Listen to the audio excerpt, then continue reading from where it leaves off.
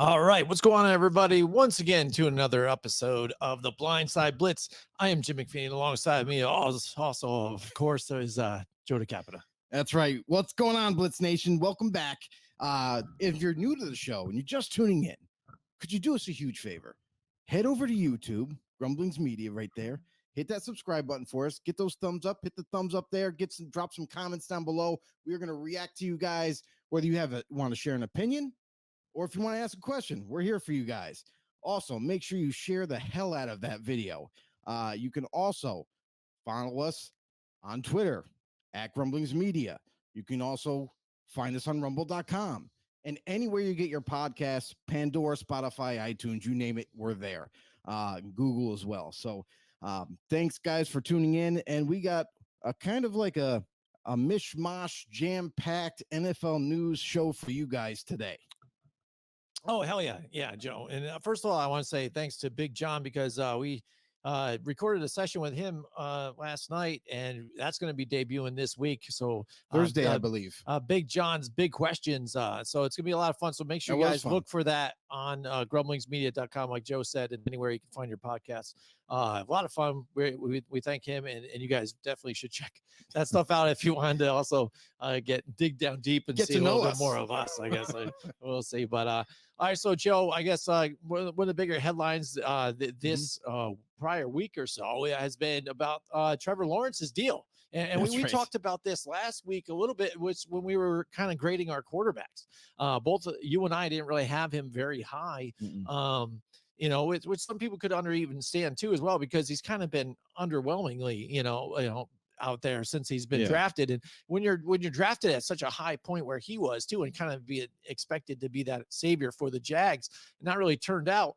And now getting this big deal, the focus has really been turned on him a lot, so you see people in the media, especially coming around and trying to do comparisons now. And we've seen the different comparisons I've seen, at least with Gardner Minshew and my guy Daniel Jones. So very similar numbers if you look at particular starts and what criteria you want to look at. And then you look at the contracts, they all don't line up. So people are obviously saying, hey, what are we getting for this price? Maybe the Giants are now getting a deal or whatnot, or who would you rather have now instead of paying Trevor Lawrence and stuff. So now all the critics are coming out. That's right. And that's the thing too, is like we had the debate on the show before about Trevor Lawrence. Do you give him a contract? Do you look to maybe move on from him? And the Jaguars, obviously, they've made their decision, and they plan on keeping him at least to probably about when he's 30 years old is when they're going to probably have to make a decision whether they want to extend him and kind of spread out the finances a little bit further, or if they want to even just flat out move on from him, because we know like the deal, the last 2 years of the deal in 2031 and 2032, when he's 32 years old and 33, those are void years. Like they don't even really count. It's only for the financial part of it to kind of spread out the money. But other than that, I mean, they got him at least until he's 30, and 31, he's still kind of on the books. But I gotta say, that's when the money jumps up big time, is when he's 30 years old. Then his base salary goes up to $50 million, 53 when he's 31. But before that, the first 5 years of the deal, the base salary is really low. What they did is they just backloaded this whole contract. So from the first year, it's $1.5 million, nothing, right? But every year for the next 5 years, he has a low base salary, but the signing bonus is spread out too. So $7.5 million on top of his base salary, he's going to be getting for the first 5 years of the deal. So I think the Jaguars did a really good job of orchestrating and constructing the contract to help the team now and for the next 5 years before they even have to make a decision on him again, to where they're limiting the amount of cap casualty, if you want to say that they might have to face when that time comes 5 years later, where they're really gonna have to make a decision. But other than that, they did a really good job of figuring out how to still sign the quarterback, but also at the same time, it gives them a little bit of freelance, free way of space to where they can add free agents along the way while he's there. Mm-hmm. Yeah, I mean, again, like we said, the numbers looks really, really bad for him right now. And but like you said, Joe, you push the money to the back end. It's the way they structure it so it works out for them. Um, and it is time for him to really kind of step up though and show what he is here too. So he's kind of betting on himself on this whole contract as well. Mm-hmm. And it's kind of funny because when I was looking at our rankings that we did last week, I was looking at Pro Football Talks rankings too, and they had him. I swear, Trevor Lawrence had to have been near the top 10. Yeah, It was pretty crazy. And I was looking at their top 10, and I thought it was a little different here. I know a lot of the same guys there, that you're going to expect, your Patrick Mahomes, Lamar, and Josh Allen. But the fact that they thought of Trevor Lawrence so highly when you're looking at a lot of these similar numbers, and nobody's talking about Gardner Minshew, nobody's talking about, and they're always dogging Daniel Jones and said, hell, he's still got to prove himself, or he's just no good now. He's just it. That's it, and they had him rated so high. I think it's kind of funny of how they see him. But then within that same breath, like I said, turn around and try and compare him to Daniel Jones and some of these other guys. But they've got weapons around him now, so you can only see that he could possibly do better. The trajectory should be going up forwards, because again, then this could over in turn still look like a terrible deal here for the Jags. But they better get it together. We'll see if they get it together, and he better. I'm confident that he will.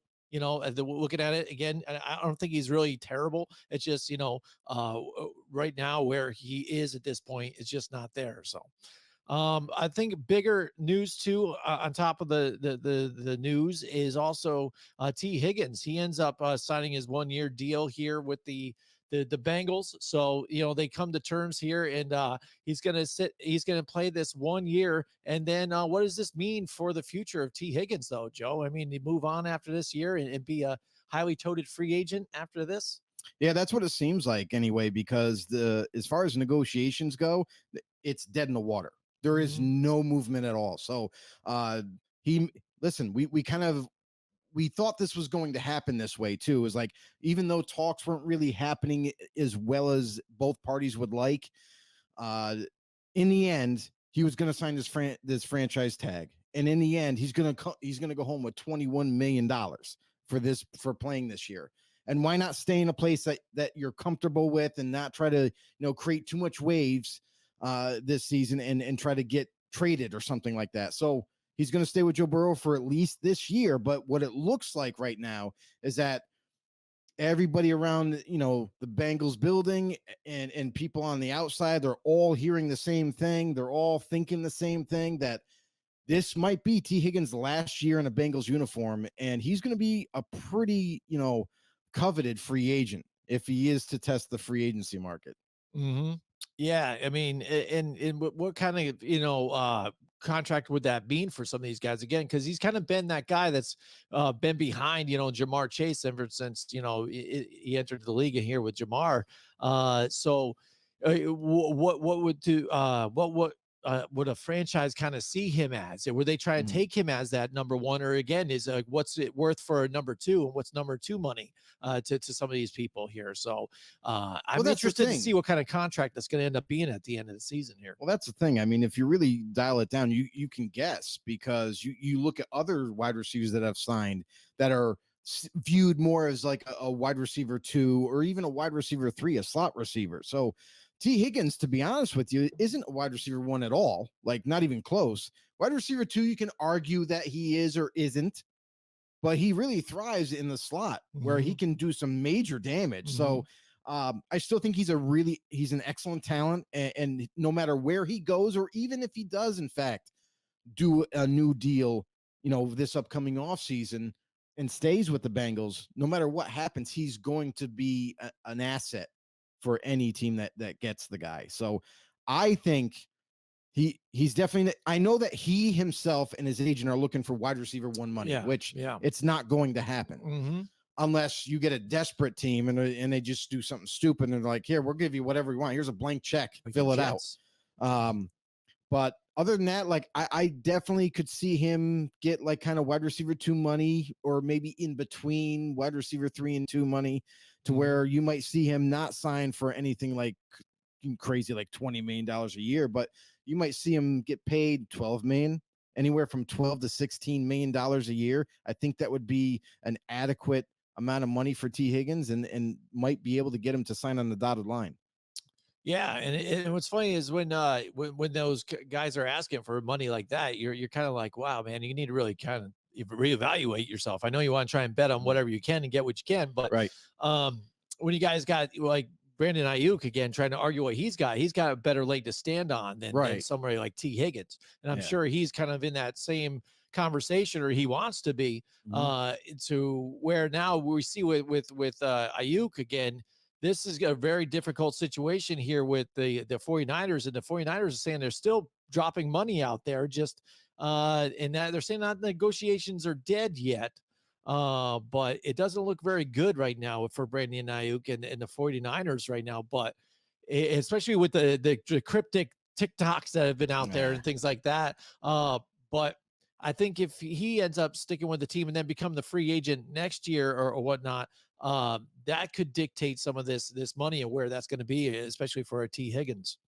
Well, as far as Ayuk goes, that like players do that all the time though. Like every time there's like a new contract that they're trying to get done, or they want the team to like kind of like, hey, let's have some urgency here. Let's get this deal done. You know what I mean? There's these little tactics that players do where they might hold out for one mandatory camp practice, or they might go on social media and they do these videos like the Jaden Daniels video that they just did. Like Ayuk was FaceTiming Jaden Daniels, and it's like, dude, I told you they don't want me. They said to go kick rocks. Like no. The Niners definitely don't want Ayuk to leave. Like they want to try to get a deal done. They want him to stay a 49er for sure. And that's not going to change. They're still going to work their hardest to kind of get a deal done. And I've heard rumors about a contract that was offered, and we can talk about it right now, that the number that was being thrown around is that the Niners did in fact offer him $26 million a year as a wide receiver. Now, to be honest, if I'm Ayuk, I'm taking that money. I'm taking the $26 million a year. I don't have to be that. Like, I feel like we always kind of look at these players, and there's always like an ego element to it where they always want to be the highest paid to kind of like for bragging rights, or just to say like, hey, I'm the highest paid, so I'm the better receiver type of deal. You know what I mean? So I feel like that happens all the time, and Ayuk is still trying to like maybe get the Niners to be like, hey, let's just barely eclipse the number for Justin Jefferson that what he just received. But that'll never happen. We all know that. So for the Niners, they gave a very generous first offer, $26 million a year. And I don't know why there's any hesitation on Ayuk and his agent's part. And who knows? Maybe his agent is still talking like, hey, this is a good deal for us, blah, blah, blah. You know what I mean? Let's kind of get this done. Right, but I mean, I just don't understand the stalemate that has been created by Ayuk, by the way. It's not the organization. Yeah, right. It's more Ayuk saying, you guys don't appreciate me. You didn't use me in the playoffs as much as you should have. And now I'm upset, and you're going to have to get in contact with me. I'm not talking to you. So it's like, I don't know what the course is going to end up. Is he going to sign a deal? Most likely, I think it's going to happen. But as of right now, he doesn't want to have the conversation, or sit down or whatever. So I think right now it's just that they're kind of sitting on their hands, and they're waiting for somebody to move, waiting for somebody to move that chess piece. And when that happens, we've seen this time in and time again, that once one side or the other moves a little bit, then things start to get rolling, and they get a deal done. So I think in the end, Ayuk is going to stay a Niner. I would be shocked if for some reason he just still like stays, locked in and doesn't budge, and it ends up being a bigger deal than what it has to be. But I just think that I think right now it is what it is, and they're still talking. All right. We've got Back to the Stone Age is with us again here tonight. What's going on, Here back? he is. All right, what does he have to say over there? He said, yo, blitz dudes, you guys think that the wide receiver position is going to go the way of the running backs, ? Meaning it seems like you can always get a good wide receiver in the draft. No need to hand out too much cap space to wide receivers. It's an excellent question, and it's something that we've kind of, hit back and forth, and that's something that we talked about, not just wide receivers, but also quarterbacks. Salaries are getting sky high, getting crazy amount of money, and it does hit the cap significantly hard. Wide receivers now are getting up there. Guards, offensive guards are making more money than ever before. And it's just going from one position to the next, except for running backs. But at some point, the same thing that happened to running backs is going to happen to these other positions. Yeah. Now, maybe quarterback might be like kind of tempered down a little bit more, but I feel like there's going to be a breaking point with wide receivers, with guards, with tackles, with D tackles, D ends, because pass rushers get a ton of money too. Everybody's getting a lot of money, bottom line. But I definitely could foresee something happening where the owners do come together, and maybe it doesn't happen all together, but maybe position by position, they start to be like, well, we're not paying this guy this kind of money anymore. We're not paying this position or that position. We're gonna use the funds elsewhere. So I definitely could foresee that happening.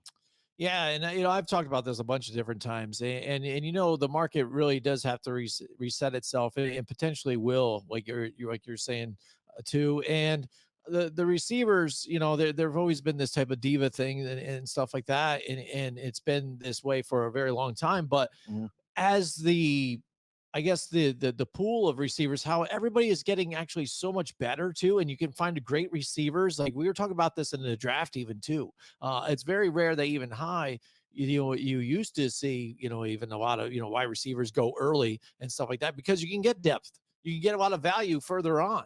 So to pay the money, Justin Jefferson and here and there for that star guy, I don't see that being a major trend everywhere, because yes, I understand that's probably their best player here, and he's a game changer for them right now. But you can find value in a lot of different wide receivers out there, and you don't need to pay the high price. We've seen this work with the Patriots, and this is why Tom Brady has even been kind of saying this to everybody and promoting this to younger players and stuff like that. Again, stop making it about you, because it's not about you. It's about, if you want to achieve what you want, you don't have to be special.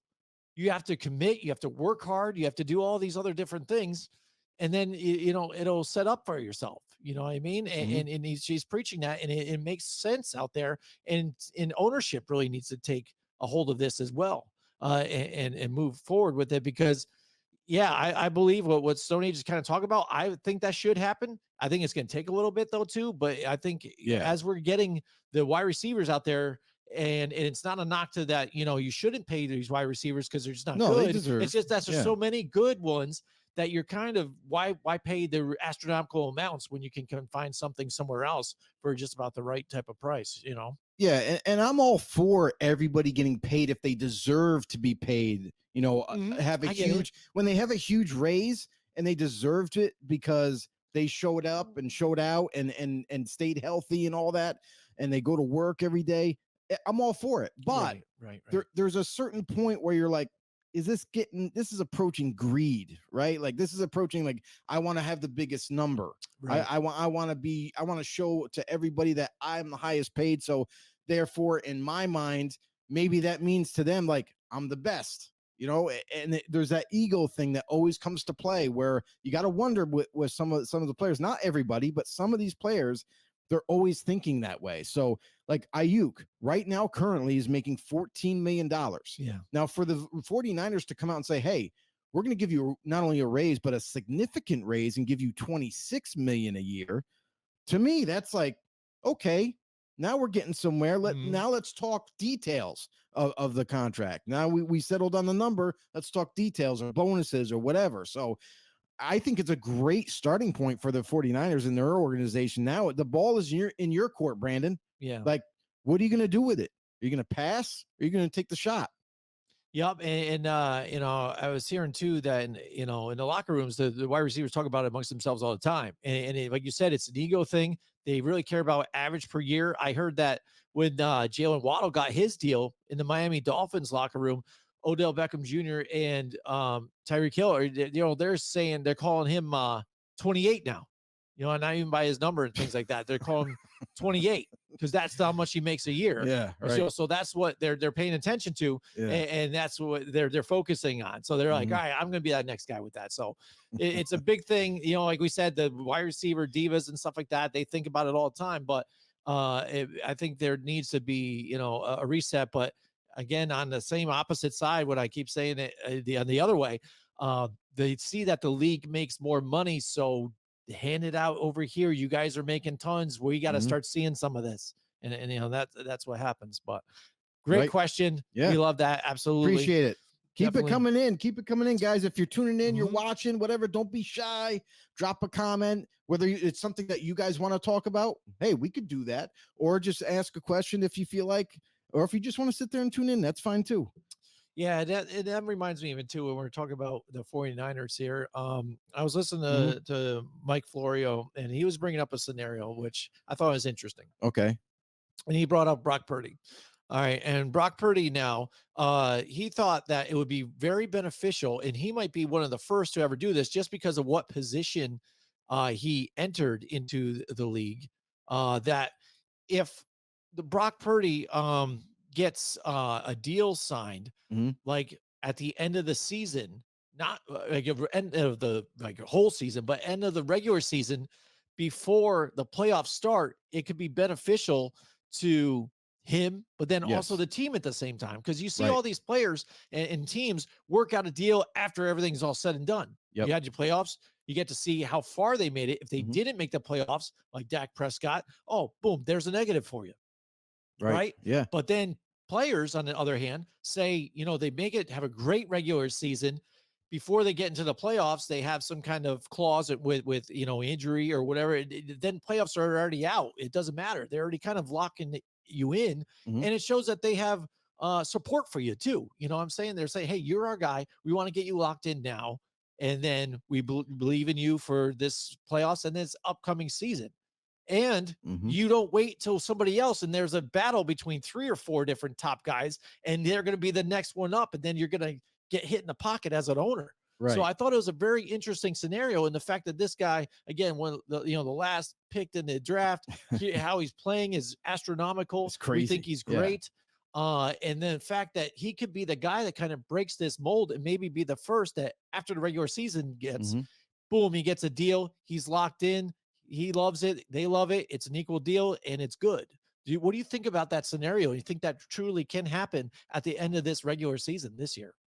Honestly, I think it could happen even earlier. It can happen mid-season even. It could even happen right after training camp. Like, there's no definite time period where you can sign a player to an extension. So at any point in time this year, it's not only one smart to do because you're getting ahead of the next off season where some other quarterbacks are going to be looking for a raise and looking for more money, to where I know it sounds insane, but if you sign him now, and he'll be up there with the top 5 type of contracts, because that's the market, that's the going rate. So if you found your starter, you're going to pay him X amount of dollars. And although it looks ludicrous type of money up there, it's smart to do it now before you have to compete with other contracts. Just like receivers, Justin Jefferson and the Vikings, they agreed to a deal. Yes, his contract is crazy, right? Very high number, $28 million a year, the highest non-quarterback ever to be paid. But now you're looking at what the Niners are looking at, and they're like, well, we don't want to make you the highest paid guy like that, but we'll give you close to it. Like, that's reasonable to start a conversation. And with Brock Purdy, you always know that the money is going to continue to go up, because as the cap goes up, the top end money and the threshold the meter keeps going up higher and higher. So let's get ahead of the game.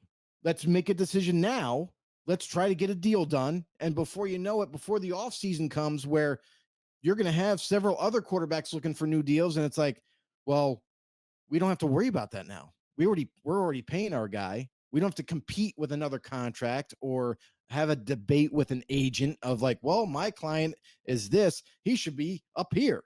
So I think that's a smart way to do business, especially in the NFL. If you can get ahead of the game, get a deal done, and now it's like you don't have to compete with future contracts. Mm-hmm. Mm-hmm.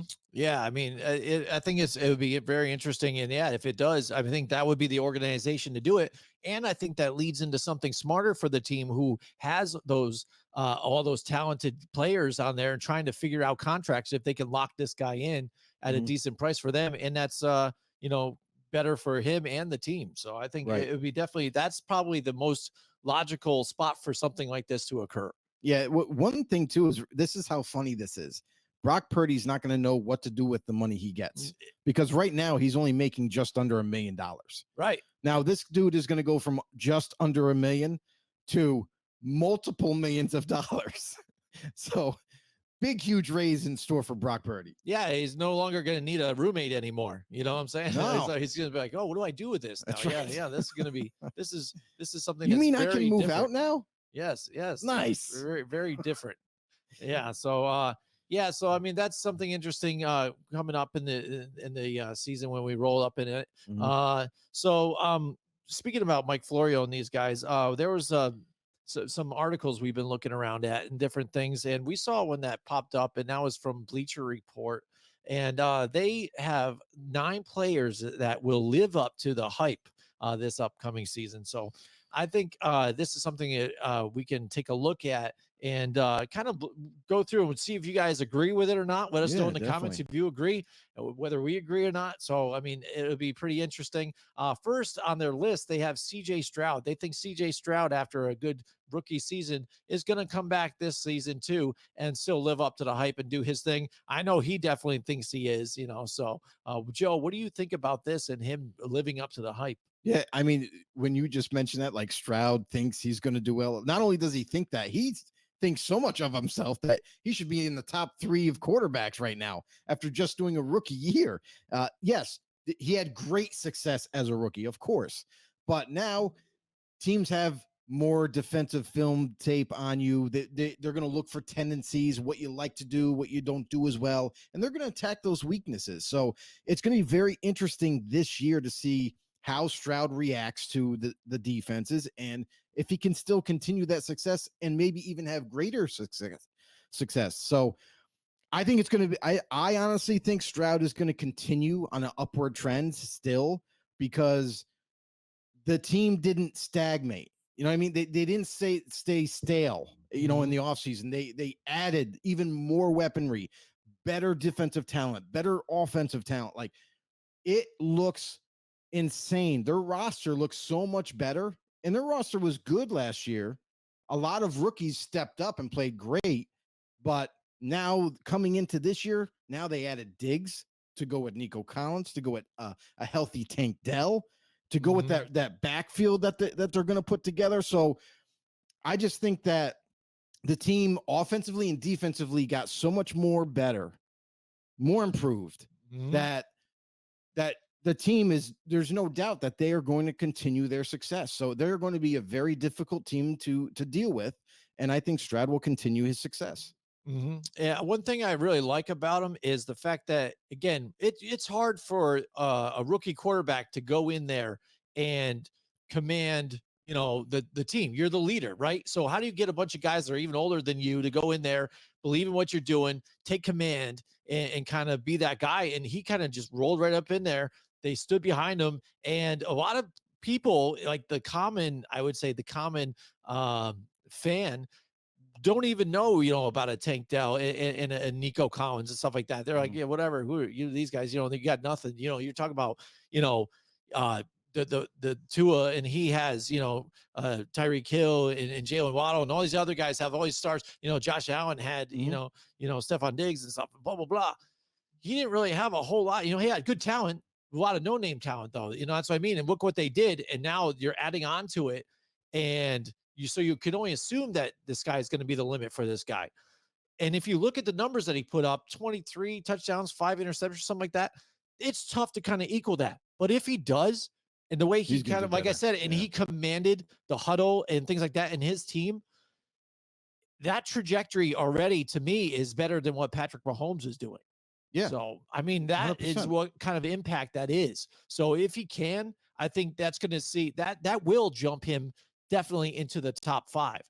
But for me, I just think that's a tough thing to accomplish. I hope he does, but I don't know, so I mean, it's an interesting topic. So I think it would be cool. I mean, it seems like he could, but yeah, if you're a new quarterback like that, Jim, the only way you earn trust and respect is by displaying it on the football field. So veterans that were already on the team were watching him and seeing how confident he was, seeing his work ethic. He was working a ton, throwing all the time, getting extra reps in practice, after practice with his receivers. So they saw it firsthand.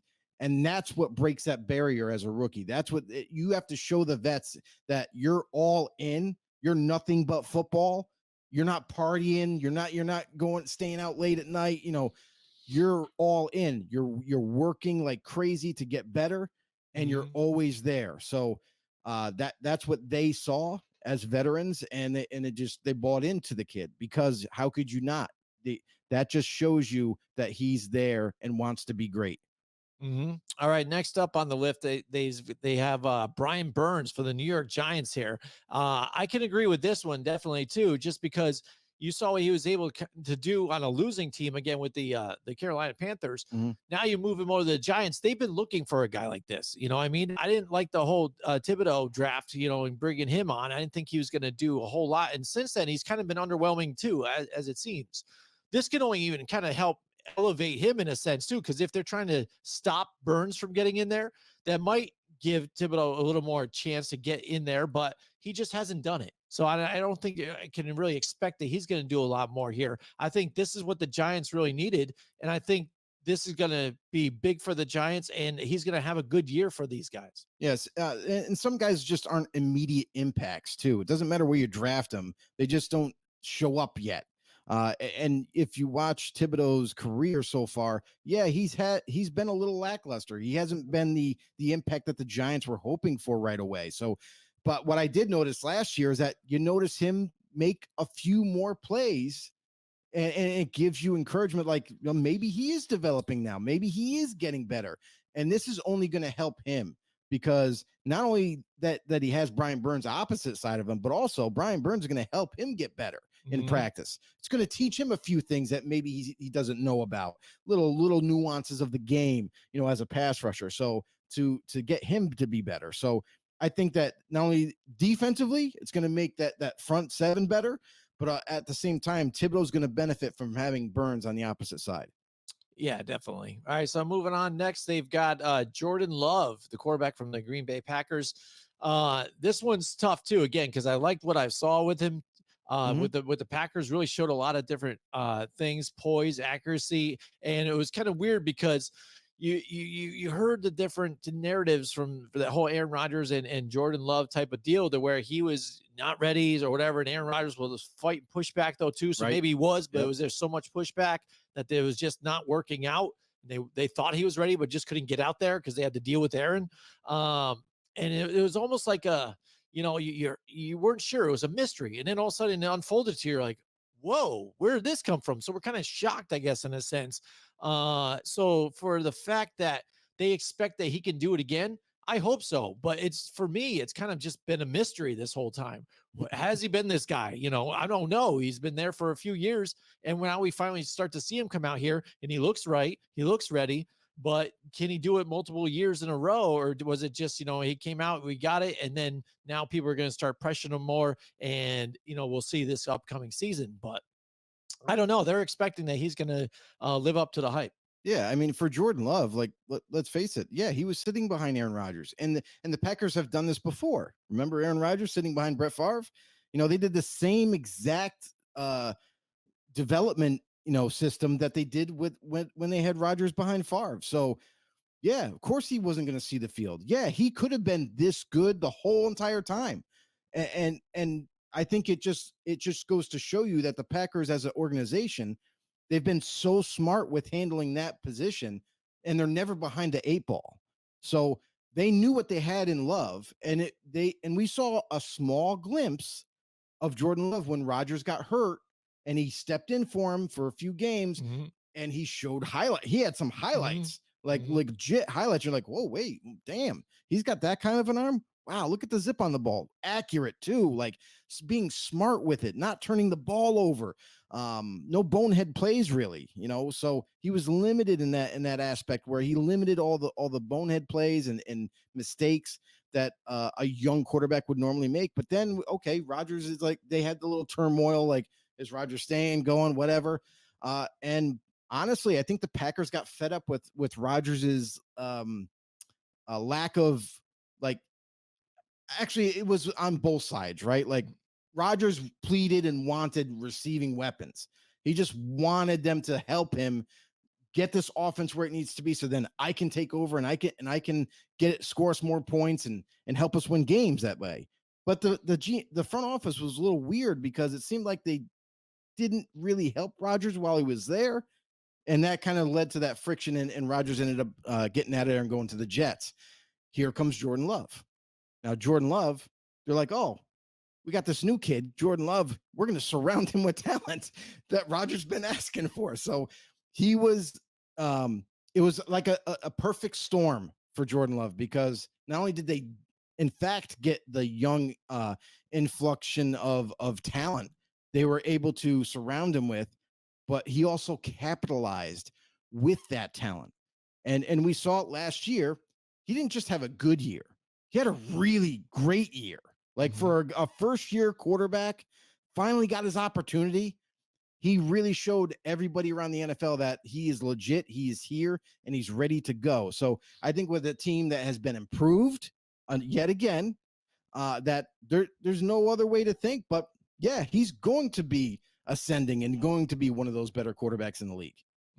Yeah, and they right now they have him the 5th best odds for league MVP. Which I think is pretty crazy too. And the fact that the Green Bay Packers now entrust him to call his own plays now too, on top of it all, shows what kind of trust that they have in him as well to help run this offense. Next, they has Christian Wilkins, a D tackle from the Raiders. Joe, what do you think about this one? I mean, here's the weird thing. I mean, I'm a Raiders fan, and I still don't understand how the Raiders defense went from like one of the worst defenses to, by the end of the year, was seen as like a top 10, almost the number 1 defense. I just don't get it. Like, I watch the games, but I think for Christian Wilkins, I don't think that guy is so dynamic and such a powerful D tackle, one of the best in the league right now, currently. He's been with the Texans when early in his career, they drafted him, went to the Dolphins, still had an amazing career there. And then now he's with the Raiders, but you're teaming him up with another deadly weapon in Max Crosby, one of the best pass rushers in this league. And they're playing next to each other now.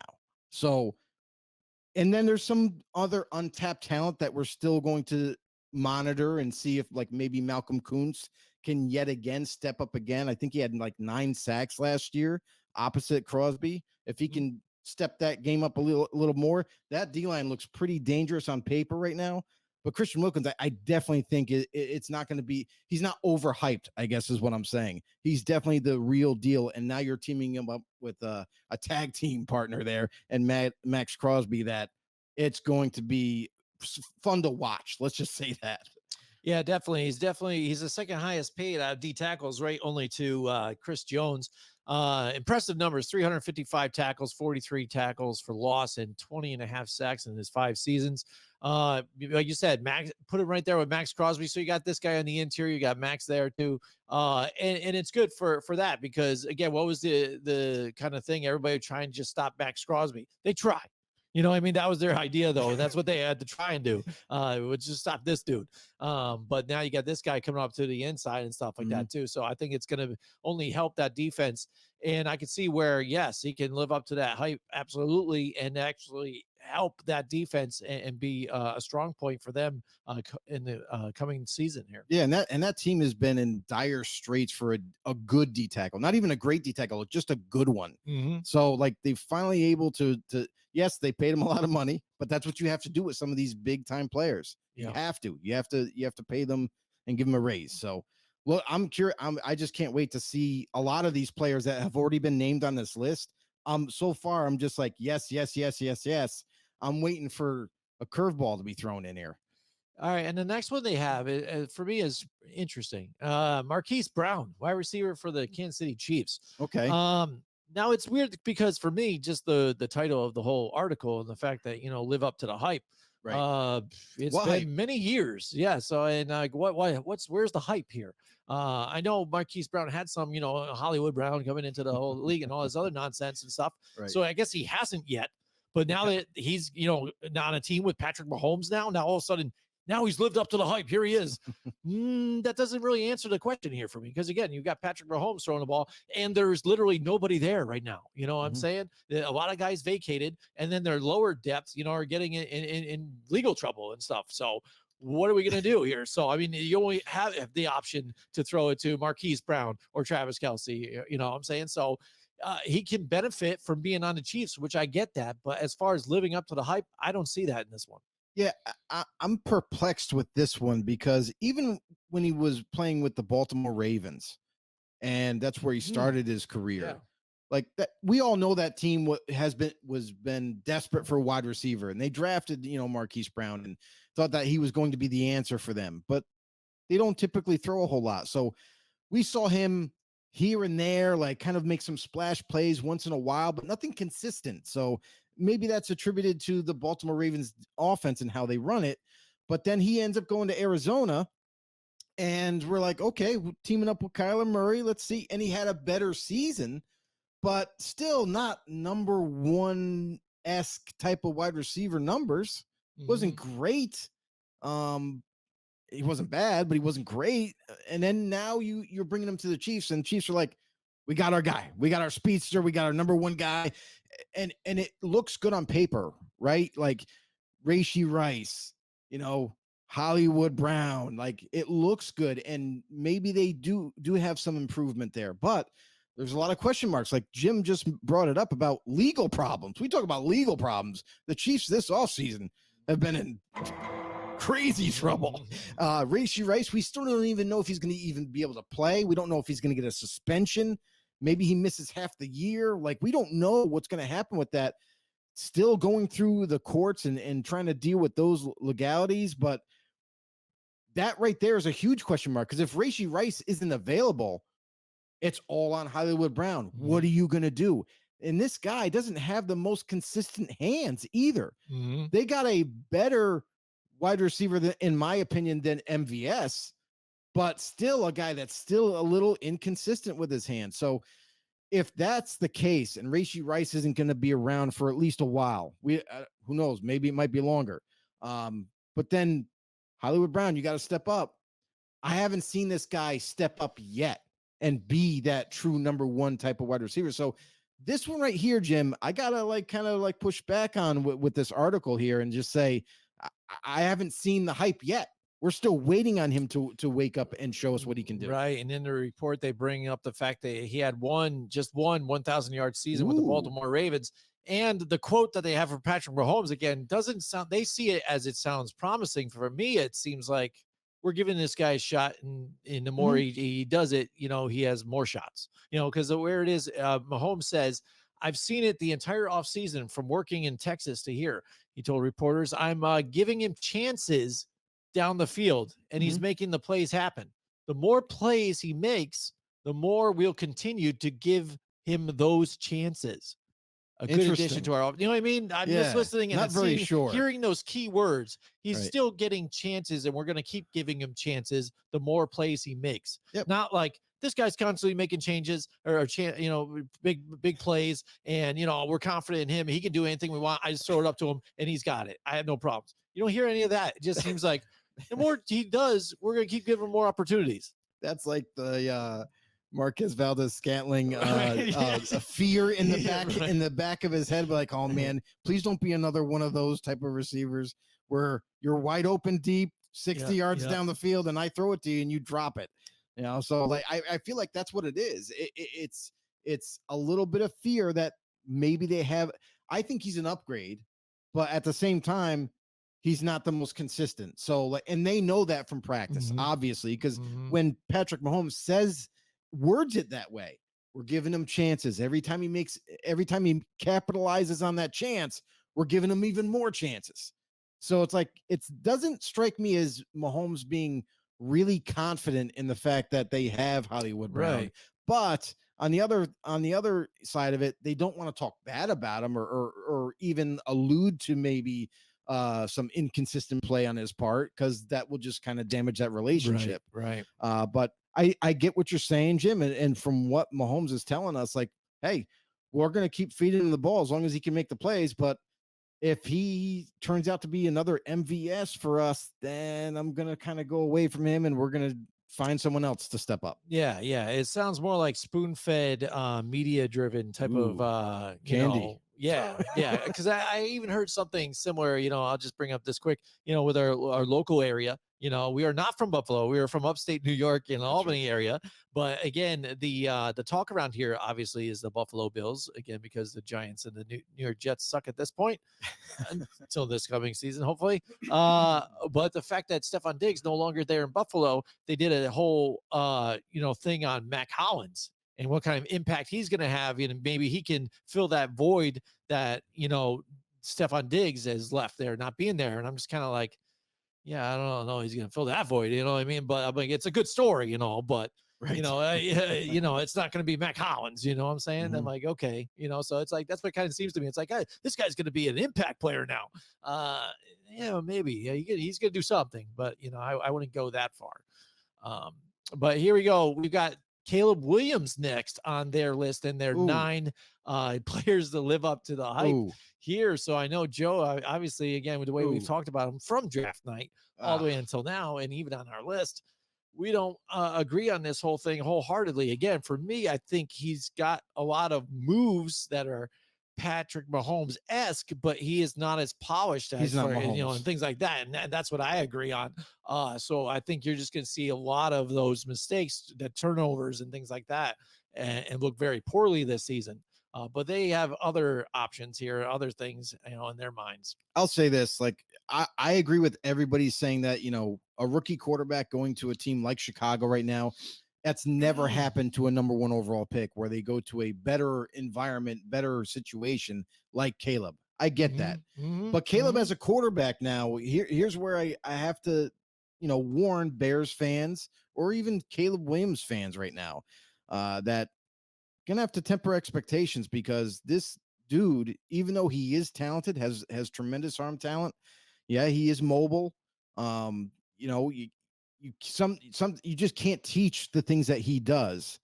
But at USC, he was very limited. He ran a 1-read offense where you just basically drop back and you're supposed to throw it to A, B, or C receiver. And if the first read isn't there, make something happen. And that's why you saw him a lot of times hold on to the football, wasn't sure whether to let it go or not, run around the pocket, create even more time until he was able to find somebody open, or he just took off himself. So that is one problem. Another problem that me and Jim kind of like watched this kid is he's very emotional, and he lacks real true leadership that was displayed at USC. So that going into a NFL veteran riddled team, a team that you're going to try to earn their trust and earn their confidence and whatever. I'm not so sure how this is all going to play out in the end. I think that he can develop to be a starting quarterback, but I think he's so far behind in terms of catching up to the NFL level with the verbiage that he's going to have to learn on offense, calling the plays. And guess what, Caleb? You can't just throw it to the first option. You got to read defenses. You have to go through your progressions in the middle of the play. And there's so many other things that are going to be thrown at him. I just don't think this kid is going to be successful, especially in his first year. He might not be successful at all because of how far back he is behind the 8 ball, so to speak, with everything that he's going to have to overcome. So, Caleb, I kind of disagree with this in the article. I don't think he's going to live up to the hype. And who's been more hyped than Caleb Williams? Nobody this year. So not only does he have a lot of pressure on him now, but he's also learning completely new things. Oh yeah, by the way, he never took a snap under center.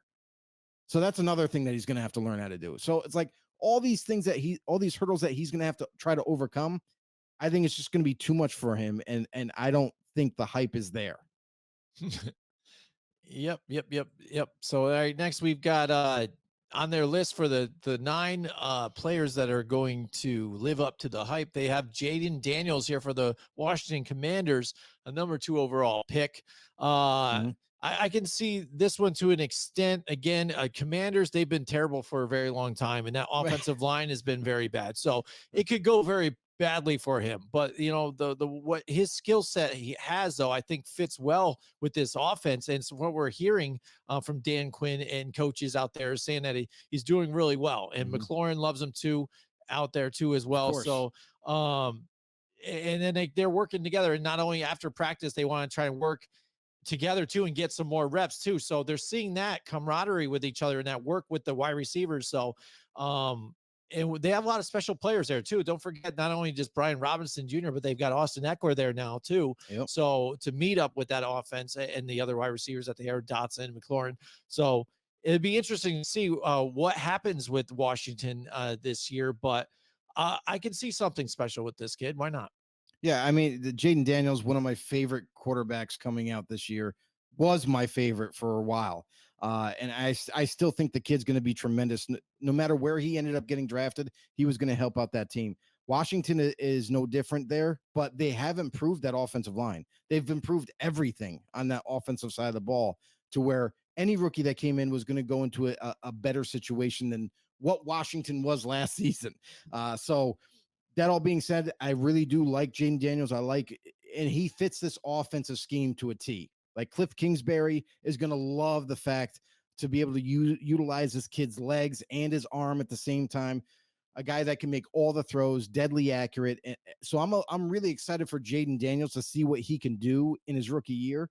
But how do you deem success for a rookie, especially as a quarterback? Like I think that I'm not going to go by record because that's a team thing, but what you can do is, as long as he limits mistakes, doesn't make too many of them, and does everything the right way, especially in his rookie year.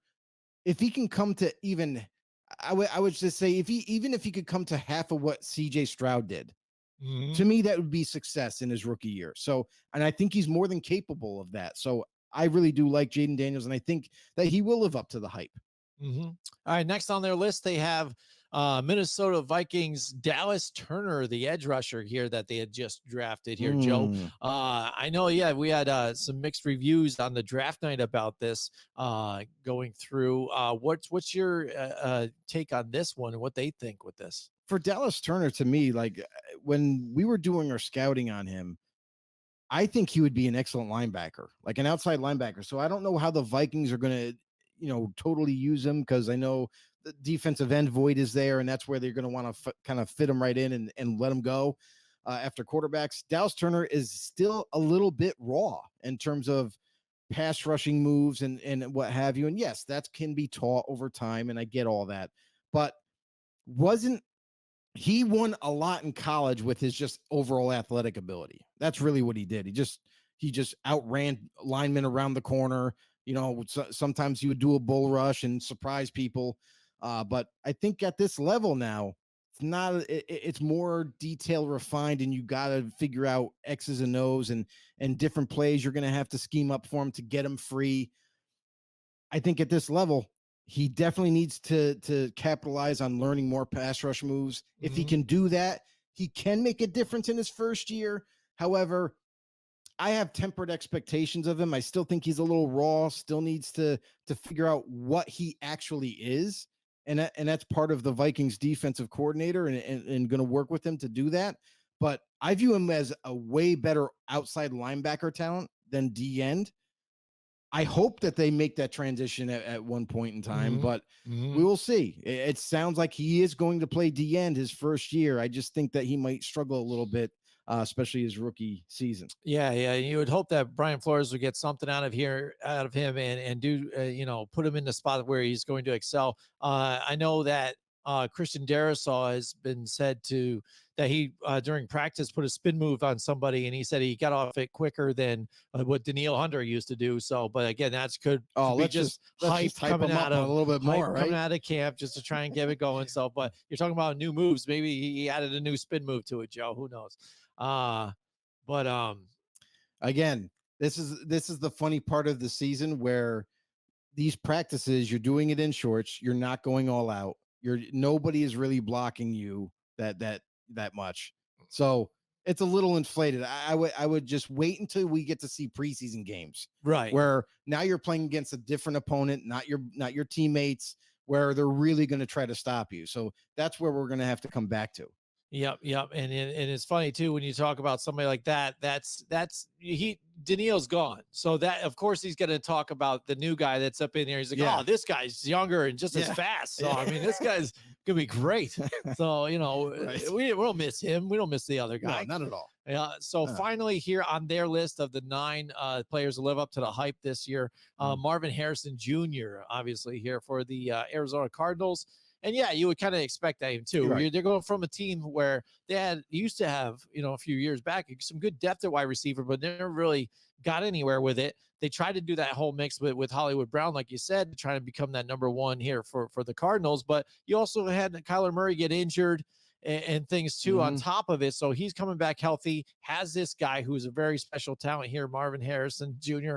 And you can only expect this is like a softball pitch. You're like, oh, this guy's going to live up to the hype. You're like, really? That's your hot take on this whole damn thing? Take, right? Wow, blowing my mind right now. But Joe, so what do you think about this one?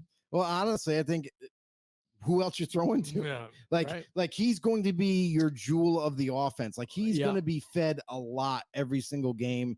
They're definitely going to make a statement with him. They're going to definitely try to inflate his numbers every chance they get. Kyler Murray's going to fall in love with it, with a guy who's probably twice the size and height as him. He's going to love throwing to a wide receiver of that caliber. So I think the hype is real. The hype is always going to be there for him, especially being former son of an NFL great and Hall of Famer. I just think that this kid is going to kind of go nuts his rookie year. The team might not be that great, but he's going to have a great rookie year himself. And they do have, it's not like they don't have anybody else. They have some younger guys that are kind of moving up in the ranks. I know Dorich, the slot wide receiver, is someone to keep an eye on. He might be kind of like a catching nightmare for a lot of people that do fantasy football. Might be a guy to keep a look at for Greg Dortch, but also Michael Wilson. He's also coming into his second year as a wide receiver, stayed pretty much healthy last year. And I know that was concerns for him, but had a good year and he's hoping to build off of that too this upcoming season, but it's definitely going to be all about Marvin for sure.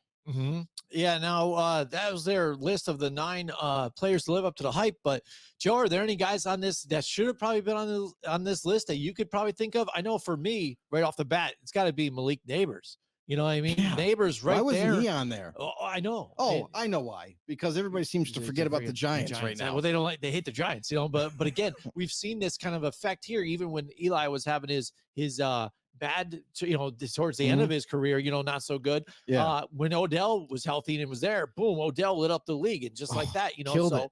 I think Malik Neighbors will have that same type of effect here too, to this offense, because you've been looking for that number 1 for very long, and you know that these LSU receivers, I mean, there's key. So he's going to be doing very well here for these guys. I think he's going to live up to the hype here too, and he's going to make a push for one of the top wide receivers, I think, in the league. Yeah, we just hope that he has less ego than Odell and just the production through the roof. Yeah. And by the way, stay healthy. Yeah, that's probably the key thing. Right? If he can do those 2 things, I think that head and tails he's going to be great for the Giants. So yeah, I'm actually kind of surprised that Malik Neighbors isn't on that list because there was a lot of hype about him, and even so much hype that some people believe that he should have been ranked above Marvin Harrison Jr. So there was that debate. So I'm kind of surprised that Bleacher Report didn't put him on that list. Another guy that I'll say too is Chargers, Ladd McConkey, a wide receiver that I really loved coming out of the draft. And he's it sounds like from out of camp, it sounds like he's going to earn that starting job right away and is going to be a big contributor going across the middle, getting short passes, and then kind of just exploding and taking off, getting the yak. But also, I'll say Brock Bowers. Brock Bowers is another offensive weapon that was highly touted going into the draft. A lot of people viewed him as a top 10 draft pick that people weren't expecting him to even fall out of the top 10. So for him to get drafted at 13, and I hope that, I think the Raiders got him, so they're gonna have to get creative with him, like Georgia had him. He's not your prototypical tight end. He's not your inline blocker. He's a guy that's very, very difficult to stay with, fast, has that strength, about 240. So utilize him in all facets of the game. So there's a couple that I would say right off the top of my head. Yeah. I think those are two good ones right there off the bat, without digging too deep into everything. But we definitely expect some of the other players out there to really live up to some of the hype that, have been there about them. Again, CJ Stroud, another good one. But we'll see. It's going to be a long drudging season. We got a lot to do. I know they're just gave up the dates now to when mini camps are going to be getting together here, and these guys are going to be joining up. Mandatory. Must be there. Yes, it's gonna be crazy. And it's funny, speaking about camps quick too, before we close and stuff. The hype, the overdone type of thing with Aaron Rodgers again. Now we're hearing maybe reports again like, oh, it's not surprising that he might have even been out on another Ayahuasca retreat, and then that's where he was, and then that the teammates are fine again. That's why the media kind of blew it up. Oh, he's not there, blah blah blah. But he's got to work with these guys. Of course. We get that, but they also expect the fact that dude's been in the league for 15 years or whatever. He's a Hall of Famer. Let him do what he's doing, especially if that's what he knows that he's doing. They know that's what he's doing. That's how he does his release and does his thing. They're kind of just like, dude, we're good like that. Don't do that and come back. Do you think that really is that case, or even if that is that a big problem? There's like two opinions for this for me. It's because you're with a new team. It's not like you're still with the Packers and everybody. Listen, this guy's going to be a Hall of Famer one day. Everybody knows that. That's no secret. But you would like to see a guy who's on a different team, a new team, literally played 4 snaps with them, really didn't have even half a season to kind of get ingrained in this offense. You'd like to see him there, and maybe we will see him there shortly for mandatory OTAs, or maybe they just might wait till training camp. As long as he shows up at training camp, I'd be okay with it. But like, okay, this guy's been there, done that. He's earned his time off. He's earned the ability to not be there during OTAs. Let's just kind of cut him a break. And we all know that he's going to come dialed in when training camp starts. Like that's how I view it. But on the other hand, too, if I'm a player, especially if I'm a new player, right? Like I want to establish some connection with them, some chemistry with them, especially these wide receivers, the offensive line, even the running backs. Like you would like to see a guy like that kind of get back into the flow of things and work some kinks out before we even get to training camp. And then you start doing preseason games. So, I could see it both ways, but all said and done, it's Aaron freaking Rodgers. So let's just cut him some slack. If he doesn't show up for training camp, then we can make it a big deal. Then we can make it a bigger deal than what everyone is right now. Yep. But you guys can find us if you're still hanging around. We really appreciate you guys. Thanks for the comments earlier in the show. Really appreciate the questions and the comments and the opinions and all that. But you can find us very simply. You can find us on grumblingsmedia.com. You can find us on rumble.com. You can also find us over on YouTube, Grumblings Media. Make sure you guys go there, hit that subscribe button. Also, hit the thumbs up, get them going. Drop more comments down below. We'll react later. Or you could even share it. Share it with a friend of yours that you think would enjoy a great football talk show. Because that's what we're here for. We're your football therapists, really. So help us grow this community of ours and everything. And anywhere you get your podcast, that's right. It doesn't stop there. You can also take us on the go. Anywhere, Apple, Google, Spotify, Pandora. We're always there too. Drop a follow and tune in every Tuesday night, 8 p.m. Eastern. We will be right here. We'll see you guys later. Hey everybody, this is Big John from Grumblings Media, and I just want to say thank you for watching our content. If you want to support our efforts here at Grumblings Media, just smash the subscribe button right here, totally free, or just go ahead and consume more of our great content. Click either one of these two boxes.